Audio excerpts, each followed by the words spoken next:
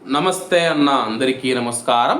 ప్రస్తుతం కువైట్లో కొంతమంది కువైటీ పౌరులు ఎవరైతే ఉన్నారో కువైట్ రాజుగారిని అవమానించడం, తీవ్రవాదులకు అనుకూలంగా కొన్ని ప్రకటనలు చేయడం పట్ల కువైట్ ప్రభుత్వం మరియు అలాగే కువైట్ కోర్టులు కఠినమైన చర్యలు తీసుకుంటూ ఉన్నాయి.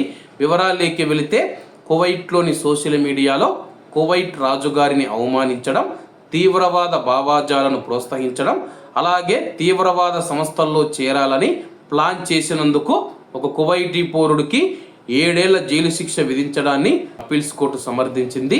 కోర్టు తెలిపిన వివరాల ప్రకారం మినిస్ట్రీ ఆఫ్ ఇంటీరియర్ భద్రతా సేవలు నిర్వహించిన వరుస రహస్య దర్యాప్తుల తర్వాత నిందితుడిని అరెస్టు చేశారని చెప్పేసి, ఇది అతని ఆన్లైన్ కార్యకలాపాలు మరియు తీవ్రవాద అనుబంధాలను సూచించే కమ్యూనికేషన్లను వెల్లడించింది.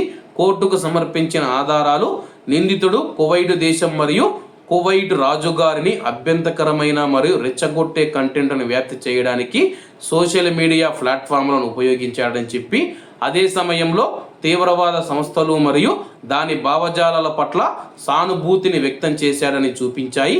జాతీయ భద్రత, సైబర్ క్రైమ్ చట్టాలను ఉల్లంఘించినందుకు ఆ యొక్క కువైటీ వ్యక్తిని దోషిగా నిర్ధారించిన కోర్టు, ఇటువంటి చర్యలు కువైట్ దేశ స్థిరత్వాన్ని దెబ్బతీస్తాయి మరియు అన్ని రకాల తీవ్రవాదం మరియు ఉగ్రవాదాన్ని ఎదుర్కోవడంలో కువైట్ తన యొక్క నిబద్ధతకు విరుద్ధంగా ఉన్నాయని నొక్కి చెప్పిందనమాట.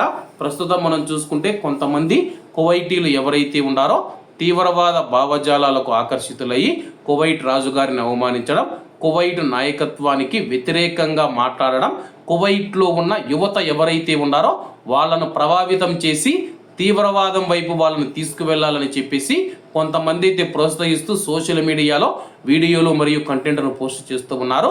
దయచేసి కువైట్లో ఉన్నవారు ఎవరైతే ఉన్నారో ఇటువంటి కంటెంట్కు లైక్ చేయడం కానీ, షేర్ చేయడం కానీ, కామెంట్ చేయడం కానీ ఏమీ చేయొద్దండి. ఎందుకంటే కానీ అటువంటి వాటికి లైక్ చేసినా, షేర్ చేసినా, కామెంట్ చేసినా వాటికి మీరు కూడా సపోర్ట్ చేసిన వారు అవుతారు. కాబట్టి మీ పైన కూడా చట్టపరమైన చర్యలు తీసుకుంటారు. కాబట్టి అందరూ బాగుండాలి, అందులో మనం ఉండాలి. అందరికీ నమస్తే అన్న, జై హింద్.